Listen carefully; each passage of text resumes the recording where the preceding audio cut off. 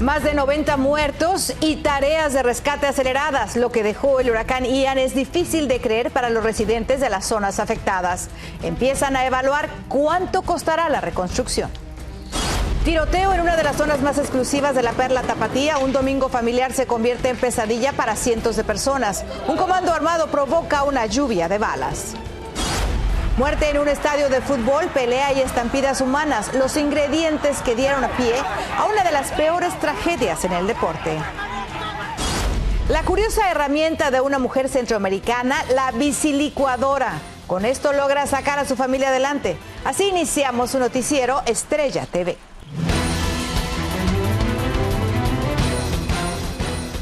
Hola, ¿qué tal? Muy buenas tardes. Bienvenidos a su noticiero Estrella TV. Les saluda Palmira Pérez. Muchas gracias por acompañarnos. Vamos a comenzar con la crítica situación que se vive en la Florida tras el paso del huracán Ian. Aumenta drásticamente el número de muertes y los socorristas libran una lucha contra el tiempo por encontrar más desaparecidos. Anthony Belchi nos tiene los detalles. Ya se han confirmado al menos 90 muertes por el paso del huracán Ian en Florida y la cifra seguirá en aumento. Los equipos de rescate han intensificado la búsqueda de supervivientes, conscientes de que con este calor insoportable, sin agua potable ni luz en las zonas afectadas, el tiempo corre en su contra. Hay más equipos de búsqueda y rescate ahora en Florida, más que nunca en la historia de Estados Unidos desde los atentados del 11 de septiembre. A medida que pasan las horas, se van conociendo más historias desgarradoras de las víctimas que sobrevivieron.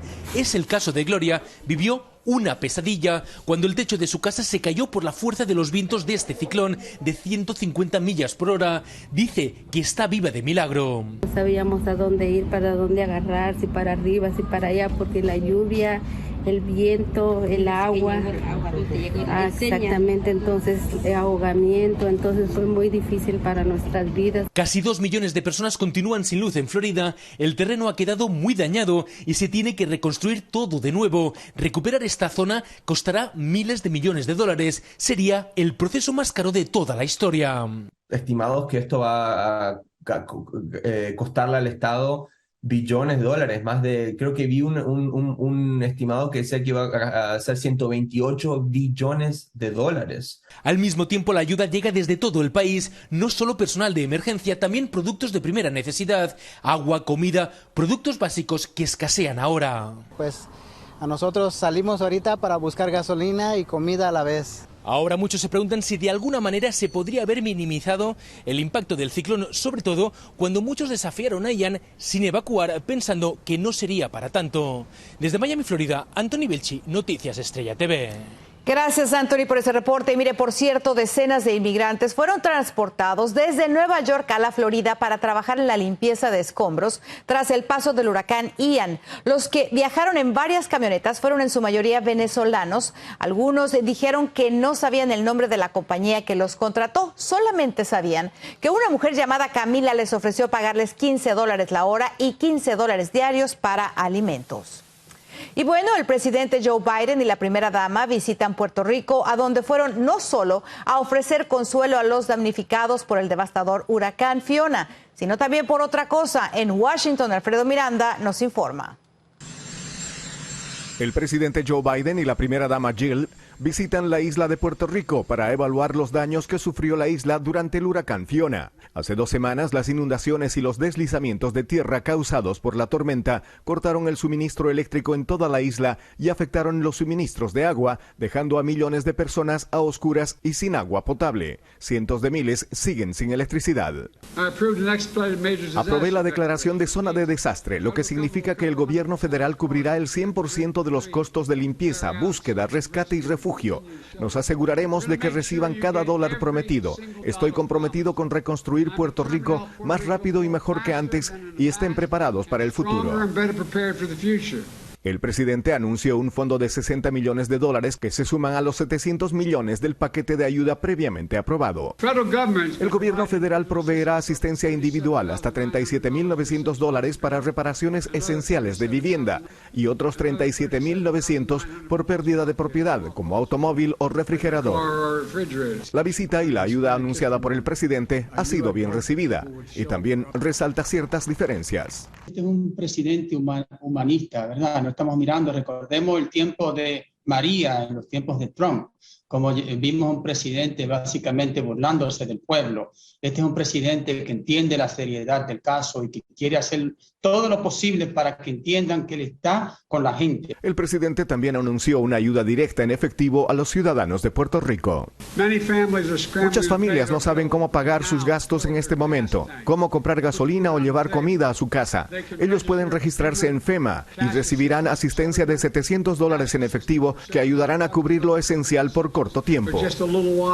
La visita de Biden a Puerto Rico no solo constituye un beneficio en el aspecto material por el anuncio de la ayuda para la reconstrucción de la isla, sino también es un apoyo emocional para la población.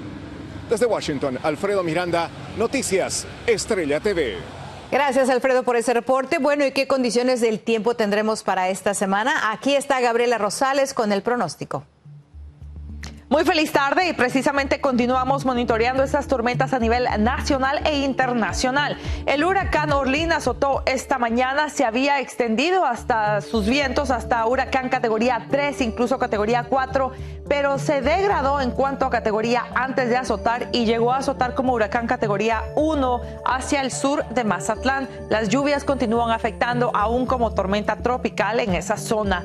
Para nivel nacional estamos viendo esas lluvias, de qué forma están afectando. Hacia la zona central vemos lluvias para el área de Colorado, también en Nuevo México, incluso llegando hasta algunas zonas de Texas, donde también vemos precipitación de lo que fue el huracán Ian degradado a tormenta tropical, es desde las costas de Nueva York hacia Baltimore, Maryland, incluso llegando hasta el área de Boston. Y precisamente por eso se mantienen vigentes estos avisos y alertas por inundaciones en todas las zonas costeras, incluso para toda la zona del Atlántico, alerta por vientos y vendavales hasta el área de Boston. Así es que es muy grande el impacto que ha causado el huracán Ian, aún como tormenta tropical, conforme se va degradando. Pronóstico lo estamos viendo para el área de Miami, esas temperaturas máximas en los 80s, parcialmente soleado, algo de precipitación leve para el día miércoles, y Los Ángeles finalmente regresa a esas temperaturas promedio para las temporadas, con mínimas en los 60s. Ahora recuerde que las mínimas se alcanzan entre las 2 y 4 de la mañana, así es que es muy probable que usted vea temperaturas elevadas aún en horas de las 6, 7 de la noche. Houston, por último, parcialmente soleado, estamos viendo esa temperatura, y Denver se mantendrá con una temperatura que estará variante, máximas de 60s y 70s, y las mínimas, mucho ojo, muy frescas en los 40s. Gracias, Gaby. Nos vamos a ir ahora a México porque ya nadie está a salvo en ningún lugar. Ahora los criminales desataron el terror en un lujoso centro comercial en Zapopan, Jalisco. Fue una violenta y mortal balacera. Víctor Blázquez nos reporta desde la Ciudad de México a qué se debió.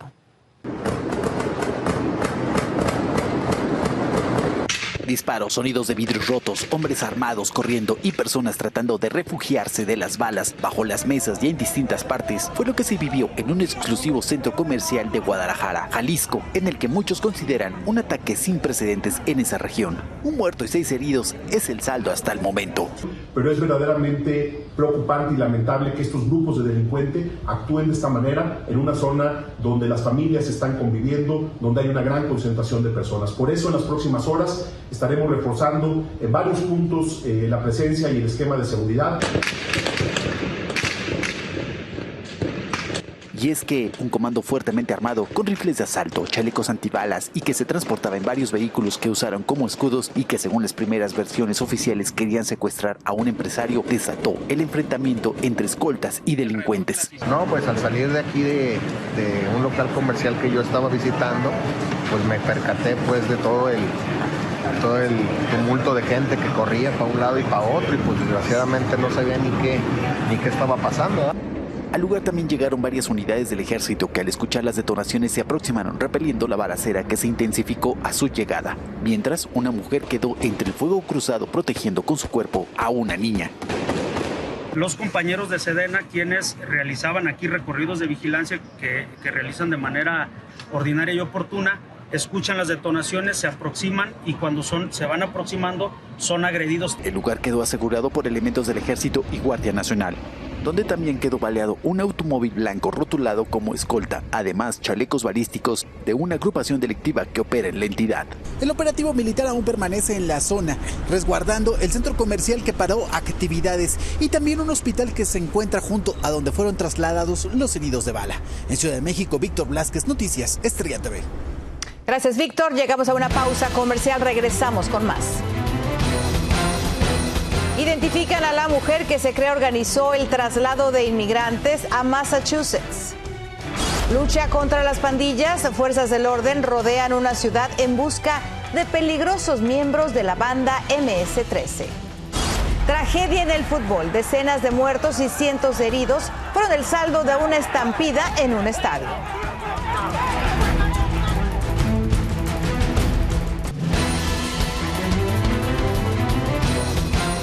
Gracias por continuar con nosotros. Mire, en California fue publicada información que hackers robaron al Distrito Escolar Unificado de Los Ángeles. Los datos aparecieron el sábado, 2 días antes del plazo que dieron los piratas informáticos al distrito para pagar el rescate y luego de que el superintendente Alberto Carballo se rehusara a cumplir con la demanda. El ataque cibernético tuvo lugar el fin de semana feriado del Día del Trabajo.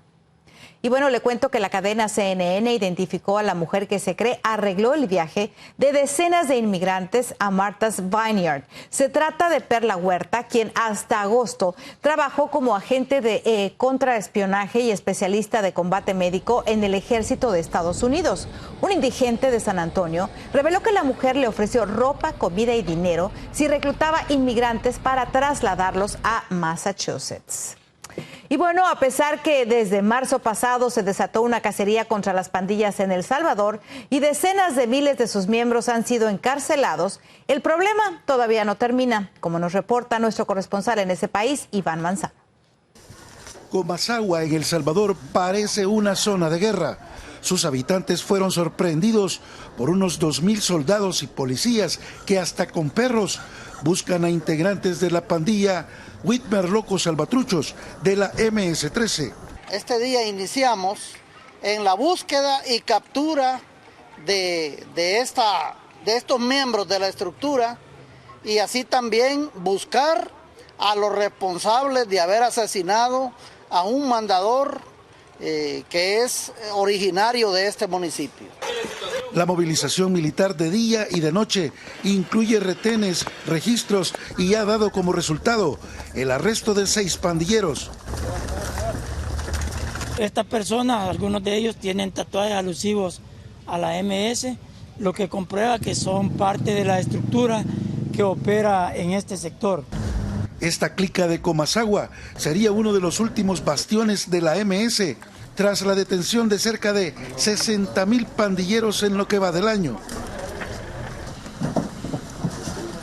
Según la policía, los detenidos, aunque no estén involucrados en el homicidio, serán procesados por asociaciones ilícitas. La nueva legislación indica que les corresponde una pena de hasta 20 años de prisión, solo por pertenecer a una pandilla. Y la única finalidad es garantizarle la vida y protegerle los bienes a la familia salvadoreña, a las familias que viven en este municipio de Comasagua. Y otro homicidio ocurrido en San Juan Opico está en la mira de las autoridades. A pesar de decenas de miles de arrestos, las pandillas podrían estar mutando y activándose nuevamente. Desde El Salvador, Iván Manzano, Noticias Estrella TV. Regresamos con más después de la pausa. Estampida mortal en un estadio de fútbol. Los muertos se cuentan por decenas y los heridos por cientos. Las reñidas elecciones por la presidencia de Brasil quedan en suspenso. ¿Qué sigue para los candidatos? Una mujer enfrentó la adversidad tras perder a su esposo en una tragedia de migrantes. Le tenemos la conmovedora historia.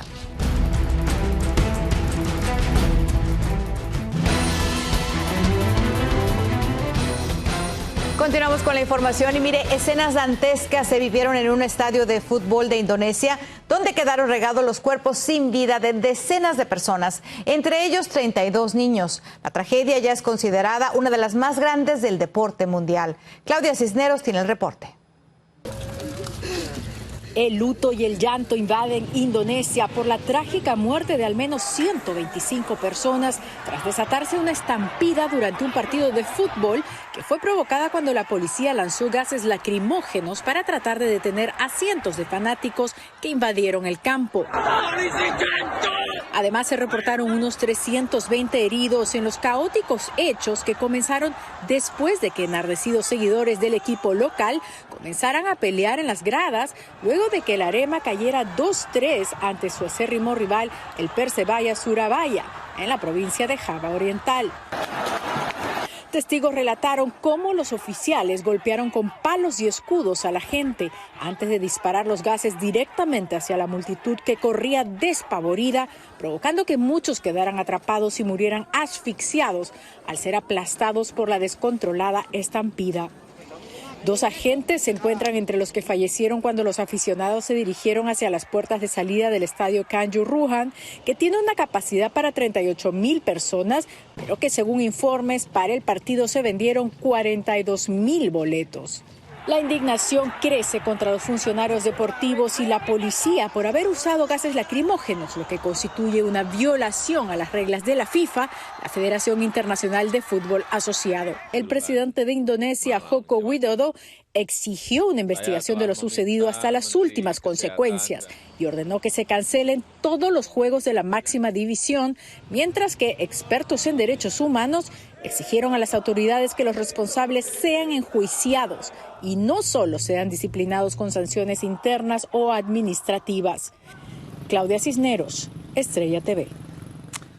Y miren, los aspirantes a la presidencia de Brasil no lograron superar más del 50% del voto y deberán de ir a una segunda vuelta. En una de las elecciones más reñidas y con un país muy polarizado, el expresidente de izquierda, Luis Ignacio Lula da Silva, venció ayer al actual mandatario, Jair Bolsonaro, por 48% a 43%, por lo que los divididos electores tendrán que regresar a las urnas el 30 de octubre.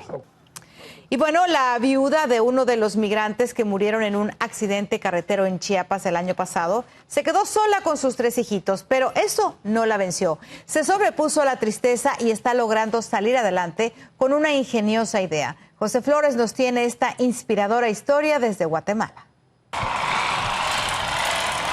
Pedaleando de esta forma y con enorme esfuerzo, Osmeri Machi utiliza una bicilicuadora para realizar licuados de fruta, al tiempo que elabora tortillas para ganarse la vida, luego de haberse quedado viuda y con sus 3 pequeños hijos, tras la muerte de su esposo, Jaime Subuyú, quien murió junto a 54 migrantes más en el furgón que se accidentó en Chiapas, México, en diciembre de 2021. Yo me quedé sin nada, me quedé a cero.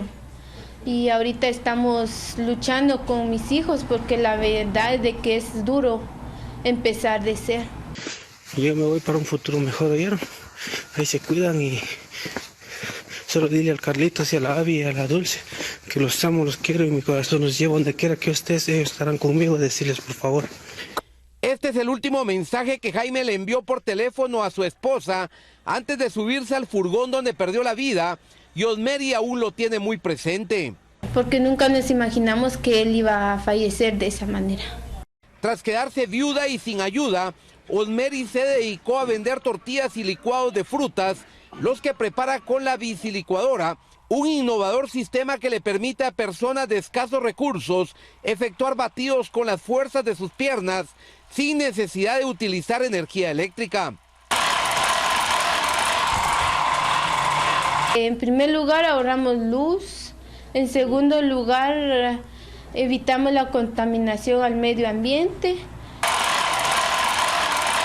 Desde muy temprano, Osmeri pedalea con todas sus fuerzas para producir muchos licuados y así poder pagar un terreno que tuvo que comprar para vivir con sus hijos, ya que su esposo vendió la casa en la que vivían para cancelar el frustrado viaje a Estados Unidos. Lamentablemente él vendió el terreno y yo me quedé en la calle, entonces yo enganché un pedacito. Con esta bicilicuadora, Osmeri espera seguir creciendo y aumentando en su negocio para poder mantener a sus hijos y salir adelante. En Guatemala, José Flores, Noticias Estrella TV. Bien por ella y por su ingenio. Bueno, aún tenemos más información después de la pausa.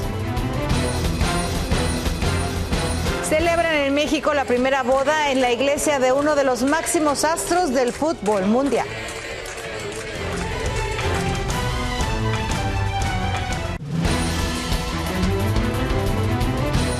Y esto no sé usted, pero a mí me pareció increíble. Mire, el que se haya realizado una boda no es noticia. Noticia es dónde se llevó a cabo la boda. Fue una iglesia maradoniana en México, así como lo escucha. En San Andrés Cholula, Puebla, donde Héctor García y Jaciel Torres se dieron el sí. Esta iglesia consagra a los fanáticos del fútbol, quienes aseguran que el fallecido delantero argentino es Dios. Ahí lo tiene. Y mire, en España se llevó a cabo un espectacular y arriesgado torneo en el que los niños son la clave. Vea esto. Se trata de las Torres Humanas, una centenaria tradición bianual en la que los representantes del pueblo de Villa Francia vencieron 40 equipos y se ganaron $500,679. Con esas imágenes nos despedimos el día de hoy. Gracias por comenzar la semana informándose con nosotros.